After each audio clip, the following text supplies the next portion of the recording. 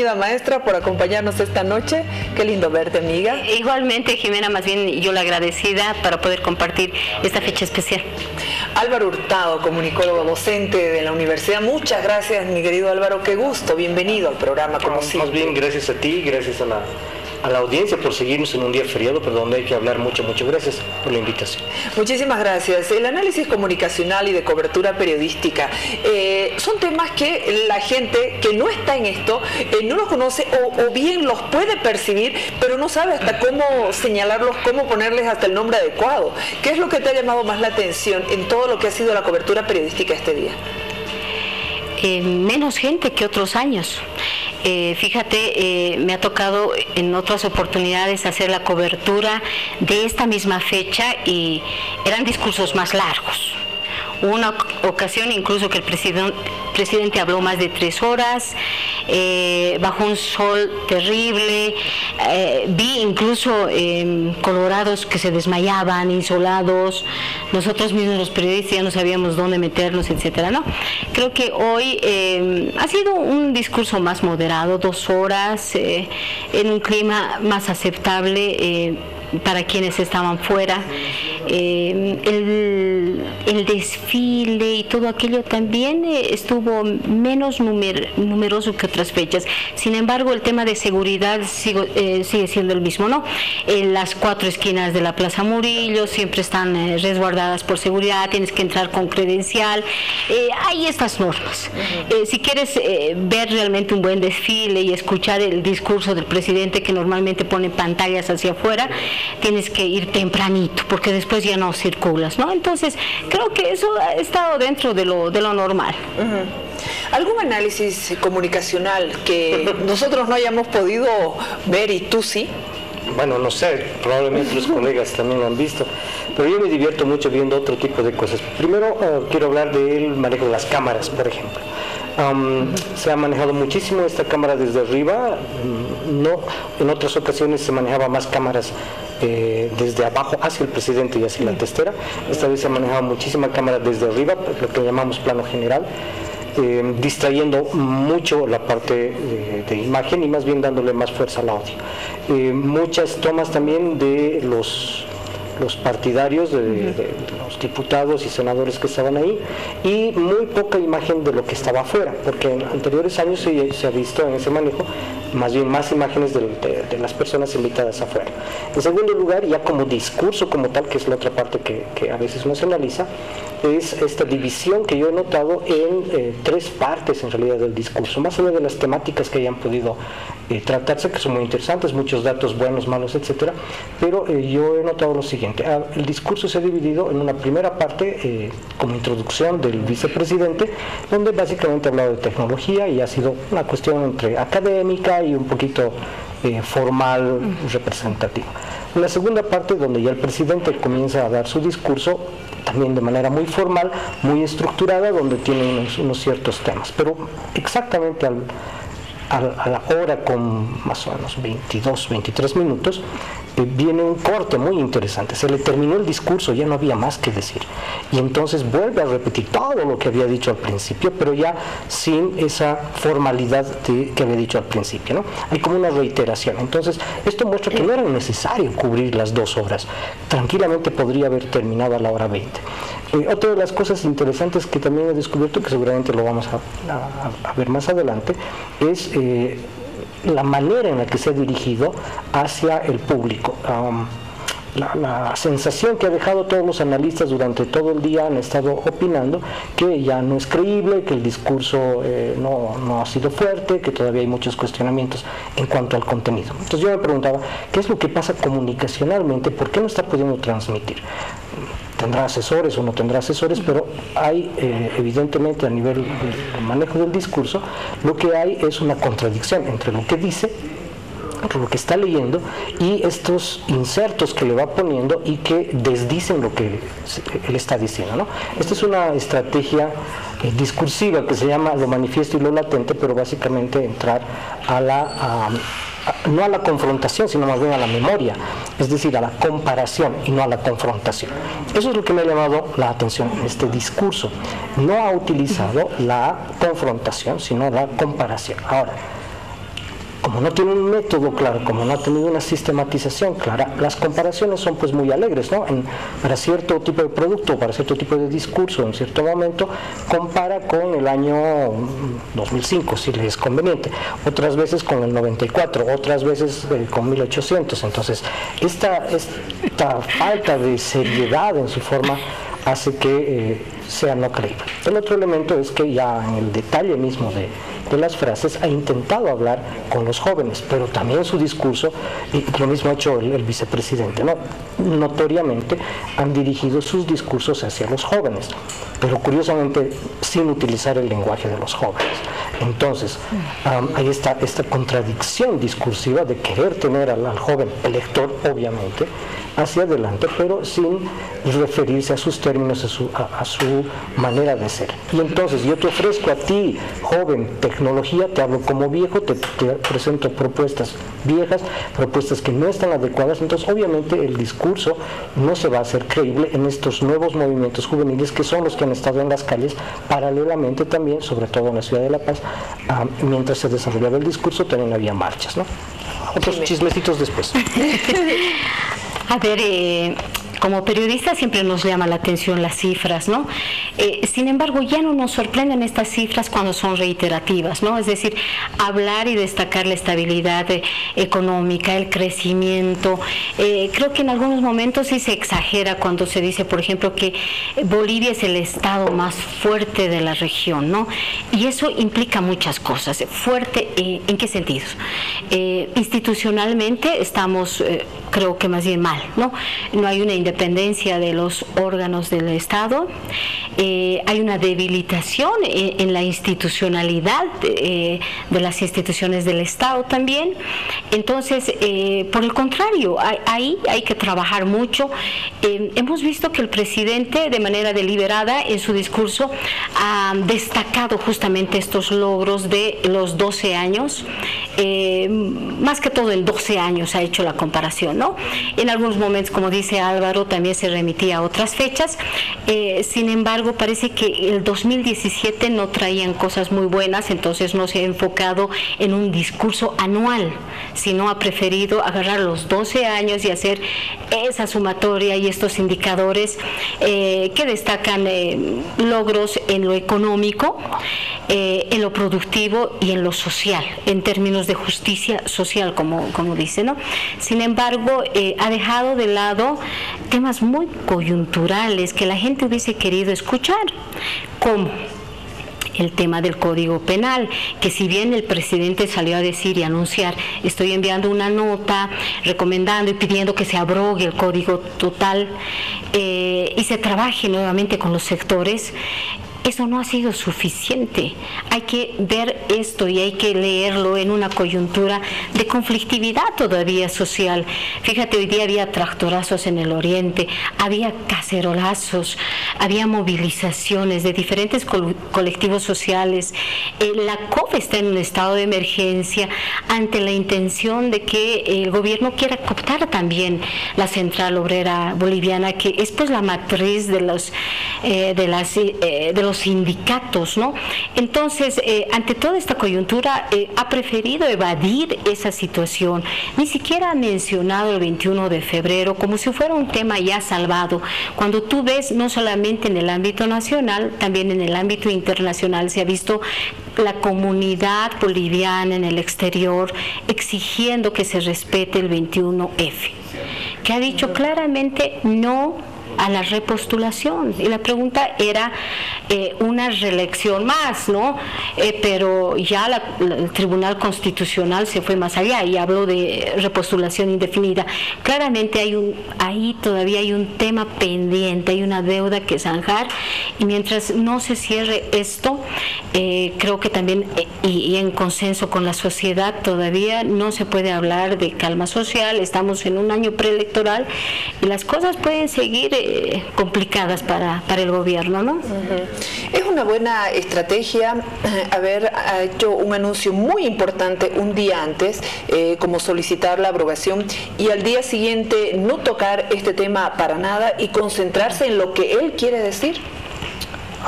Bueno, seguramente para él sí, ¿no? Seguramente para el presidente es una buena estrategia, por eso lo ha hecho. esto de valorar si es bueno o malo, caer en estas dimensiones siempre depende desde qué punto quieres ver. Desde el punto de vista del presidente seguramente ha sido muy bueno, ha sido todo un éxito el no hablar de temas políticos molestosos, porque de esa manera, según él, va a calmar la situación. Según algunos movimientos indígenas, sobre todo campesinos, movimientos sociales que han estado movilizándose, el tema del cerco a Santa Cruz, entre otros, seguramente no es tan bueno que no haya hablado. Aquí viene un tema comunicacional muy importante. En el discurso, el presidente habla desde él y no habla para la gente, por más que se refiera permanentemente a que el pueblo, yo estoy con el pueblo, yo trabajo para el pueblo, etcétera. Aquí te quería leer muy rápidamente algo que encontré en la prensa. Dice: el mandatario de Bolivia se dedicó a refrescar la memoria de los bolivianos, según dijo, comparando lo obtenido en tantos años de gobierno con resultado de las gestiones, etcétera, etcétera. Y dice, Evo destaca el crecimiento económico y el fin del lamento boliviano. Si tú escuchas eso, en este momento tú creerías que este es un artículo que yo he sacado de algo que ha pasado hoy día, ¿verdad? Pues esto lo he sacado de hace 2 años atrás. Entonces, si te vuelvo a leer otra cosa por ahí, dice: el discurso lo elabora el Gabinete de Ministros. 22 de enero del 2017 es el informe del Deber, lo anterior ha sido publicado en el Deber, y tenemos exactamente el mismo esquema. Dice: como el presidente señala al fin de año, quiero romper el esquema clásico de la presentación del informe y no solo recurrir a comparar el periodo de los últimos años con el periodo anterior. Y, oye, estoy sacando noticias de hace de hace 2 años atrás y la otra del año pasado, que te demuestran que es exactamente el mismo esquema. Y claro, lo que tú esperas es que de nuevo va a venir. Por lo tanto, si yo soy alguien que quiero decir algo nuevo, debería hablarle a la gente a partir de lo que realmente quiere escuchar. ¿Qué quiere escuchar la gente? Algo que técnicamente se llama la estrategia de referencialidad y tipificación. Es decir, la gente quiere datos, no de comparativos o hacia atrás, y no datos que vayan a mostrar solo los éxitos, sino vayan a mostrar ciertas realidades. Entonces, esa lectura es desde el público, y desde el público la lectura es: esto no me es suficiente, por más que me diga pueblo o que me atribuya que yo quiero, eso no es así. Por lo tanto, la gente cree que no ha sido una buena estrategia. Desde el punto de vista de él utiliza otra estrategia, que es esta que decía hace un rato, la armonía y la oposición, esta comparación, donde él o las personas que se lo han elaborado el discurso formal en la primera parte, justamente recurren a esta armonía, buscando la armonía. Ya no es la confrontación, pero están hablando desde lo que ellos quieren. Conclusión: la estrategia es buena para ellos porque creen que van a provocar paz, pero la estrategia desde el que está leyendo es: no me satisface. Y cierro con esto. Hace un rato decía que había 3 partes: lo formal, una segunda parte donde él comienza a hablar y a repetir todo lo que ha dicho, y una tercera parte donde pierde todas esas 2 primeras y se dedica a hablar de lo ideológico en realidad. Entonces, evidentemente, lo primero es lo económico, lo social, los sueños, los proyectos. Además tenía subtitulitos muy bonitos, ¿no? Eran los sueños que hemos hecho, no sé qué. Pero luego le pone otro título y en realidad en el fondo está hablando de lo ideológico, que era el momento en el que seguramente el rating subió mucho más la atención, porque se supone que iba a decir algo. Y se acobarda, ¿no? Se acobarda porque habla de lo ideológico y no dice lo que la gente está esperando, sino lo que él quiere transmitir, que es algo que se llama el efecto Dunning-Kruger, que es un efecto donde se termina diciendo lo opuesto a lo que uno está diciendo. Y este efecto, que es una manera de contradecir el discurso, o sea, literalmente contradices lo que tú estás diciendo, termina siendo la manera en la que él desdice todo lo que en 1 hora y media había dicho antes. Por eso decía hace un momento que 1 hora y media debería callarse ahí si quería cumplir el objetivo que tenía. La última media hora se ha desdicho a partir de esto, que es el efecto Dunning-Kruger, que es esta manera de construir falacias a partir de las propias afirmaciones que uno hace, ¿no? Es, en otras palabras, suicidarse políticamente. Jimena, ¿cómo sentiste al presidente Evo Morales, al vicepresidente Álvaro García Linera? En otros momentos hay un ambiente como de tensión, otras veces se los ve al presidente y al vicepresidente sonrientes, más tranquilos, como que muy seguros con el entorno, muy confiados. Hoy la imagen del vicepresidente acompañado de niños, por ejemplo, también llamó la atención. ¿Tú qué opinas de esto? Bueno, no es la primera vez que el vicepresidente utiliza a niños, ¿no? Ya sea para promover algún acto social desde el gobierno. Lo hemos visto en días previos a la Navidad, por ejemplo, visitando orfanatorios, visitando guarderías, queriendo mostrar una imagen muy paternal. El desayuno con los periodistas, ¿no? El desayuno con los periodistas y con su hijita presente. En las escuelas, cuando conversa con los niños, independientemente de la edad, se acerca, habla, pero además hay una cosa, adoctrina a los niños. Y tú vas a escucharle en los discursos que permanentemente les dice que Evo les está regalando, gracias a Evo tienen la escuela, Evo les está dando la educación, Evo les está dando los ítems, Evo les está dando las escuelas. Es más, mira, promueven... la imagen, esa es la imagen que cruza la Plaza Muli. Exacto. ¿Esto es contraproducente? ¿Es positivo? ¿Es negativo, Álvaro? Nuevamente, para él es muy lindo porque él cree que está afectando y llegando a la población con una estrategia de los años 70, porque eso es más o menos después del tema de Nixon. Todos los políticos, el famoso caso Watergate, todos los políticos utilizaron para quedar bien ante la gente este tipo de mecanismo, ¿no? Recurrir a los niños. Legalmente eso no es correcto, ¿no? O sea, legalmente no sé si habrán dado los padres la autorización para que niños salgan en medios de comunicación. Eso no está en el nuevo Código de Procedimiento Penal, por cierto. Claro, se ha visto incluso en algunos eventos donde los niños incluso ya levantan el puño. Se promueve la recitación, la composición de los niños, y todo en torno a la imagen del presidente. Hay que dedicarle, hay que bailárselo también, etcétera, y sigues utilizando a los niños, ¿no? Lastimosamente hasta la fecha no se ha puesto un freno a este tipo de acciones que son poco éticas. Te vales de esa imagen inocente de los niños y quieres demostrar que ellos también están con el proceso de cambio. Así, ese es el mensaje, ¿no?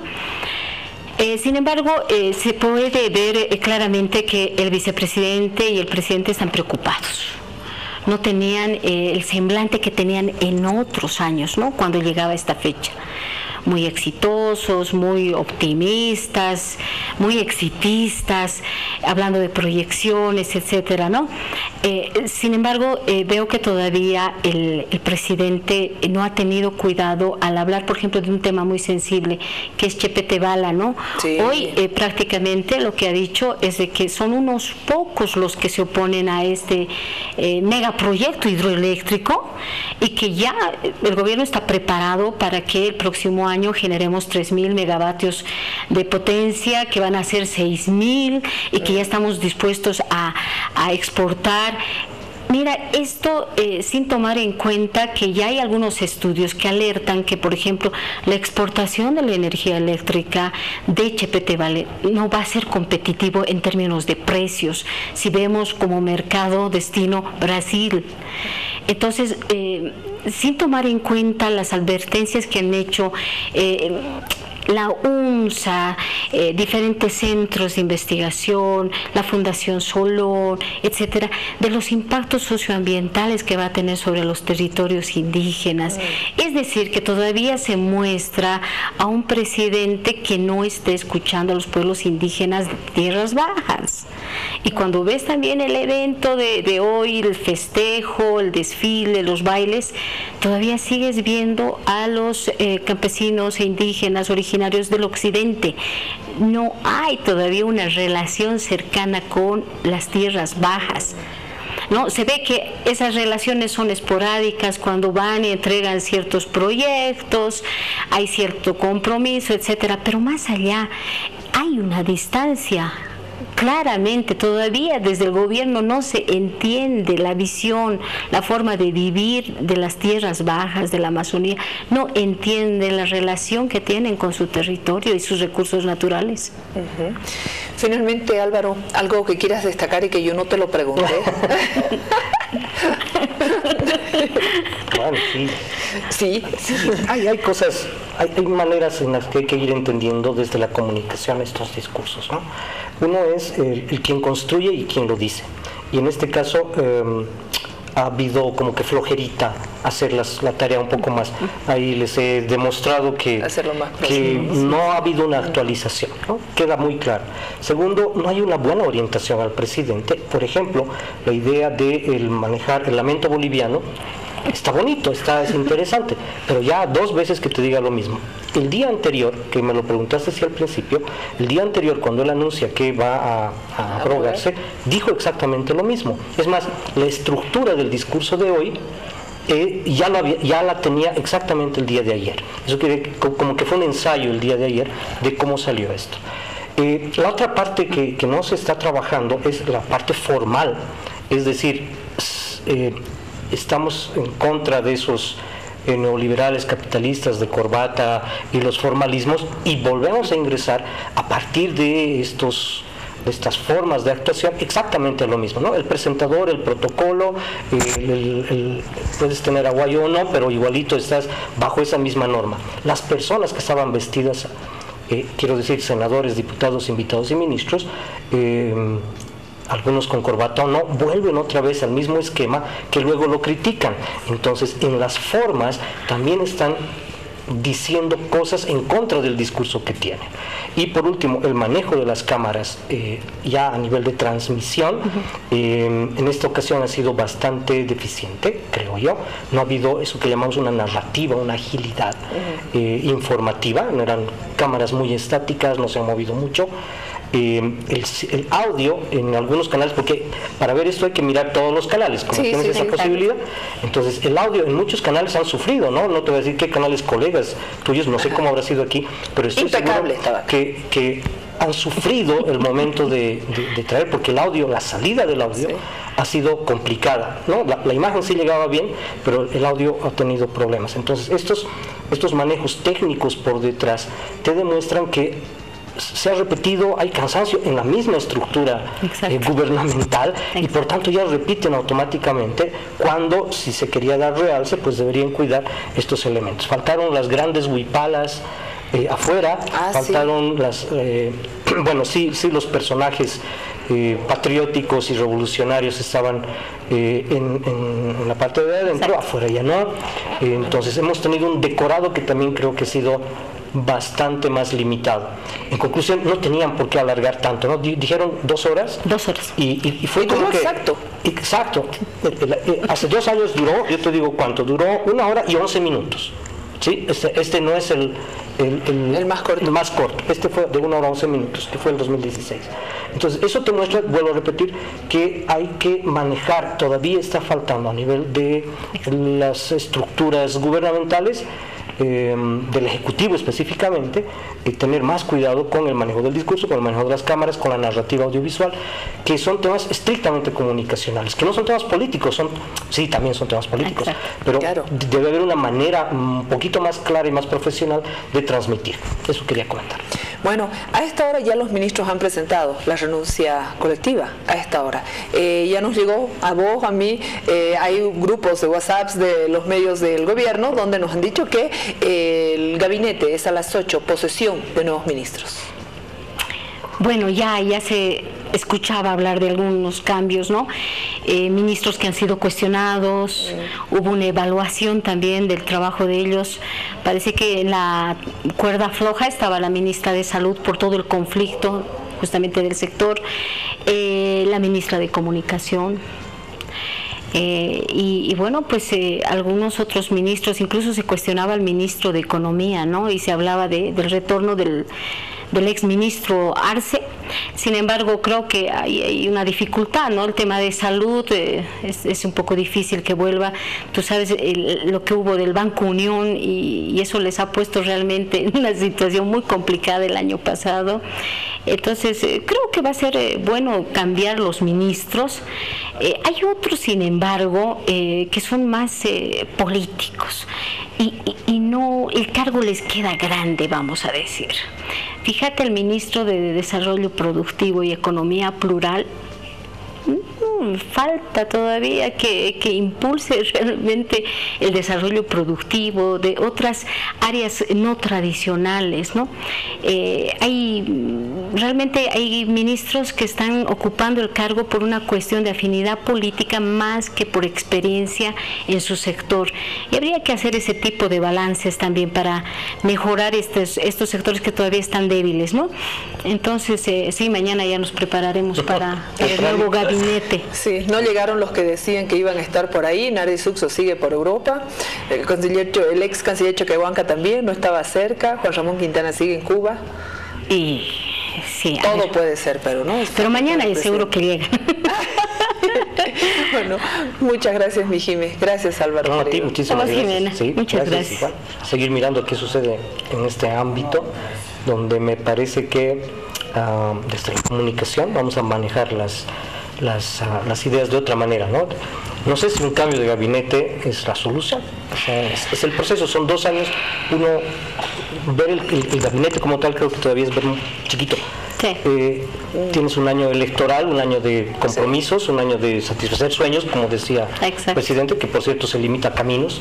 Ahí, sus años son. Es un año preelectoral. Y el siguiente va a ser mucho más difícil, ¿no? Entonces, veamos eso y nosotros siempre dispuestos a opinar aquí. Muchas gracias. Me voy a la pausa y enseguida regresamos. Aguárdenos unos minutos, por favor. En instantes vuelve la